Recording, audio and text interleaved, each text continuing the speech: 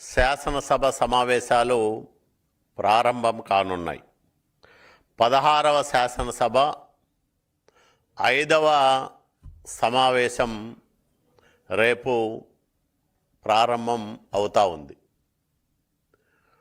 సాధారణంగా శాసనసభ్యుల విధులు బాధ్యతల్లో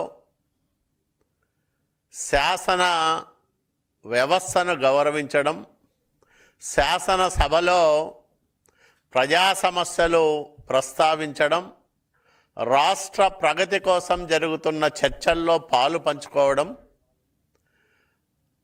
ప్రజల బాగోగుల గురించి మాట్లాడడం, శాసనాలు రూపకల్పనలో తగిన సలహాలు సూచనలు ఇవ్వడం, ఇవి శాసనసభ్యుడికి ఉన్న ప్రాథమిక బాధ్యతలు. ఇప్పటికే 4 సమావేశాలకు డుమ్మా కొట్టింది వైసీపీ శాసనసభాపక్షం. మొక్కుబడిగా గవర్నర్ గారి ప్రసంగం రోజు రావడం, వీలైతే పేపర్లు చించేయడం, విసిరి కొట్టడం, సభ నుంచి వెళ్ళిపోవడం, ఇది వీళ్ళ తీరు. ఎన్నో ఆశలతో, ఎన్నెన్నో ఆకాంక్షలతో వేలాది మంది ప్రజలు ఎన్నుకున్న ఎమ్మెల్యేలు చేయాల్సిన పనేనా ఇదని నేను అడుగుతా ఉన్నా వైసీపీ శాసనసభ్యులకు, ఆ శాసనసభాపక్ష నాయకుడు జగన్మోహన్ రెడ్డికి. మీరు ఈ 19 నెలల కాలంలో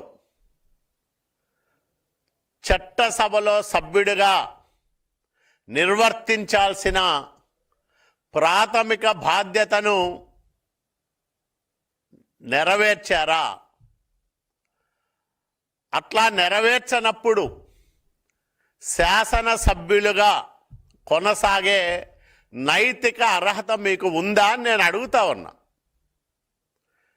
సభకు రాని శాసనసభ్యులు, తొలి రోజు నుంచినే చర్చల్లో పాలు పంచుకొని సభ్యులు, వాళ్ళ నియోజకవర్గ సమస్యలను ఏనాడు సభలో ప్రస్తావించని ఎమ్మెల్యేలు,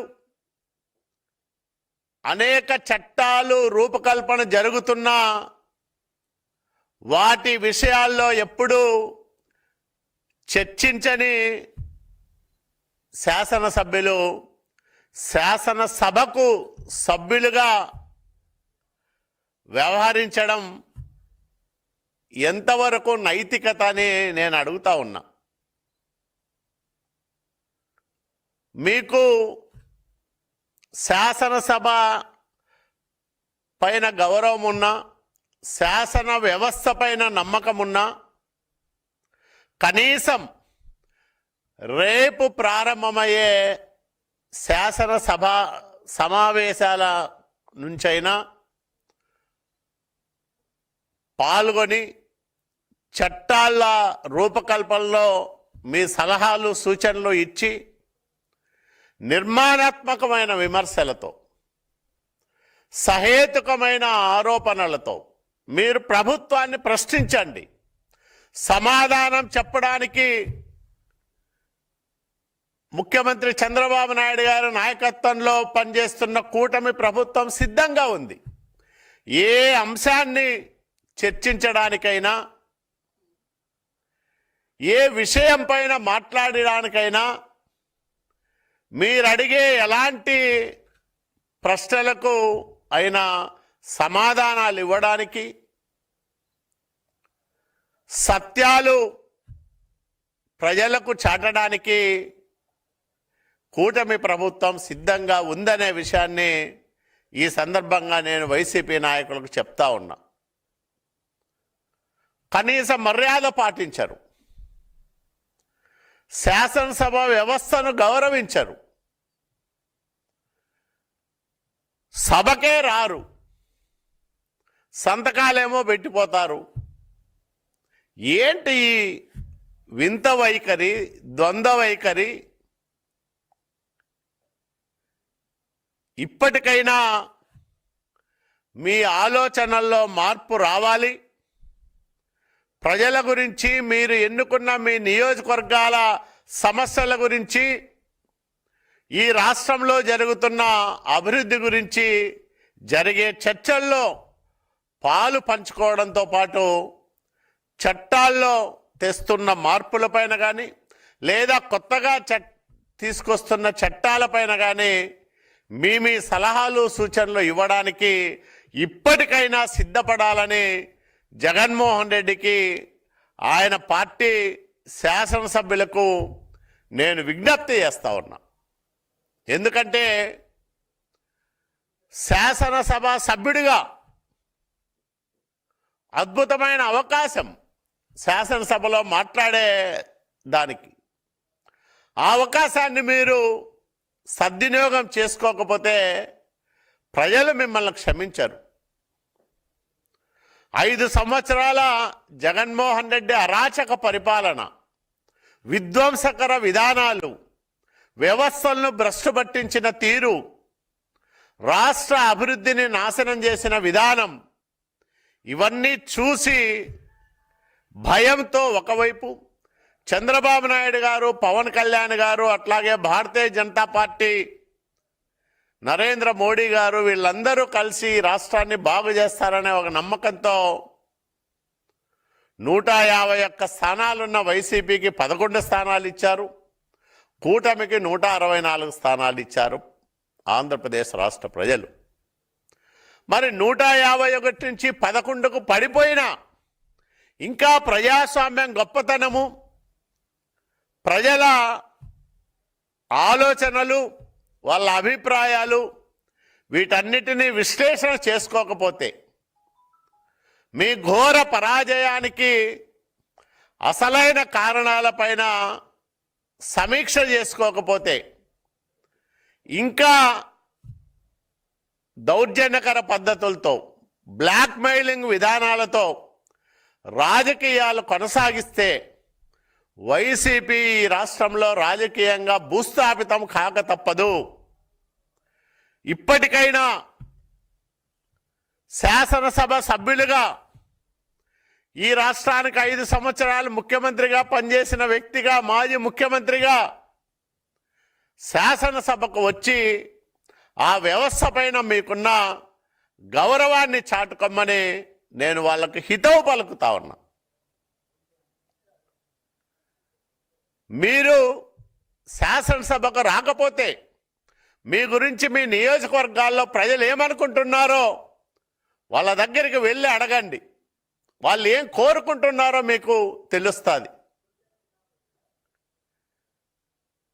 మరి ఎందుకు రావడం లేదు? బడ్జెట్ సమావేశాలంటే చాలా కీలకమైన సమావేశాలు. బడ్జెట్ పద్ధతుల్లో ఆయా శాఖలు కేటాయించిన కేటాయింపుల్లో మీకు నచ్చకపోతే మీరు కట్ మోషన్స్ మూవ్ చేసే అవకాశం ఉంటుంది. మీరు మీ తిరస్కారాన్ని తెలియజెప్పే అవకాశం కూడా ఉంటుంది. అనేక రూపాల్లో ప్రజలకు సంబంధించిన అంశాలను సభలో ప్రస్తావించే మహత్తరమైన అవకాశాలను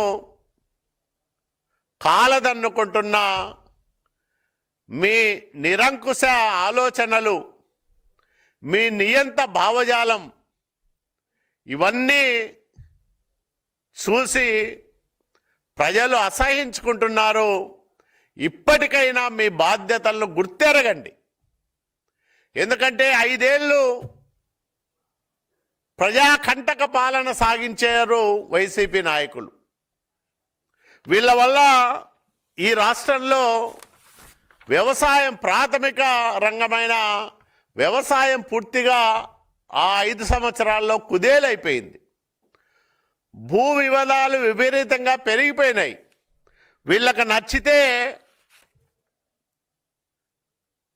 ఫ్రీ హోల్డ్, నచ్చకపోతే 22A, లేకపోతే నచ్చకపోతే ఫ్రీ హోల్డ్లో పెడతారు, 22లో ఏలో పెడతారు. దానిని వివాదాస్పదంగా మారుస్తారు. అట్లా అనేక రకాలుగా వీళ్ళు భూ వివాదాలు సృష్టించి, నిన్ననే మా ముఖ్యమంత్రి గారు చెప్పినట్లు తాడేపల్లిలో జగన్మోహన్ రెడ్డి హెలీప్యాడ్ కోసం కూడా ఒక రైతు 10 ఎకరాల భూమిని 22A చేర్చి ఇబ్బంది పెట్టిన విషయాన్ని కూడా ప్రజలు మర్చిపోలేదు. మీ వల్ల మీ పాలనలో 5 సంవత్సరాల కాలంలో 13,59,000 ఎకరాలను ఫ్రీ హోల్డ్ చేయగా అందులో 5,74,000 ఎకరాల్లో అవకతవకలు జరిగాయి. 8,462 అక్రమ రిజిస్ట్రేషన్లు జరిగాయని రెవెన్యూ శాఖనే తేల్చిన విషయాన్ని కూడా ఈ సందర్భంగా నేను మనవి చేస్తా ఉన్నా. భూమిని అత్యంత వివాదాస్పదంగా మార్చి, రాజ్యాంగ వ్యవస్థలను భ్రష్టు పట్టించి, పాలనను అవినీతిమయం అసమర్థ పరిపాలన సాగించి రాష్ట్రాన్ని సర్వనాశనం చేశారు. కాబట్టి జగన్మోహన్ రెడ్డి అండుకు ఈరోజు శాసనసభలో మాట్లాడడానికి జంకుతున్నారు, భయపడుతున్నారు, బెంబేలెత్తిపోతా ఉన్నారు. దానికనే శాసనసభకు మొహం చాటేస్తున్నారని కూడా ఈ సందర్భంగా నేను చెప్పదలుచుకున్నాం. కాబట్టి ఇప్పటికైనా 19 నెలలు గడిచింది. 5వ శాసనసభ 5వ సమావేశాలు, 16వ శాసనసభ 5వ సమావేశాలు ప్రారంభం కాబోతా ఉన్నాయి. ఇప్పటికైనా మీ బుద్ధి మార్చుకొని శాసనసభకు వచ్చి ప్రజా సమస్యలపైన మాట్లాడండి. చట్టాల విషయంలో భాగస్వాములు కావండి. అర్థవంతమైన చర్చలు చేయండి. అందరూ కూడా మెచ్చుకుంటారు. కాబట్టి శాసనసభ హుందాతనాన్ని పెంచే విధంగా మీ భాగస్వామ్యం ఉండాలి. ఆ రకంగా మీరు ఆలోచన చేయాలని వైసీపీ శాసనసభాపక్ష సభ్యులకు నేను విజ్ఞప్తి చేస్తూ, కనీసం రేపటి నుంచి జరిగే శాసనసభ సమావేశాల్లో జగన్మోహన్ రెడ్డి ఆయన సహచర సభ్యులందరూ కూడా పాల్గొనాలని మరీ వాళ్ళందరికీ కూడా విజ్ఞప్తి చేస్తూ సెలవు తీసుకుంటా ఉన్నాం.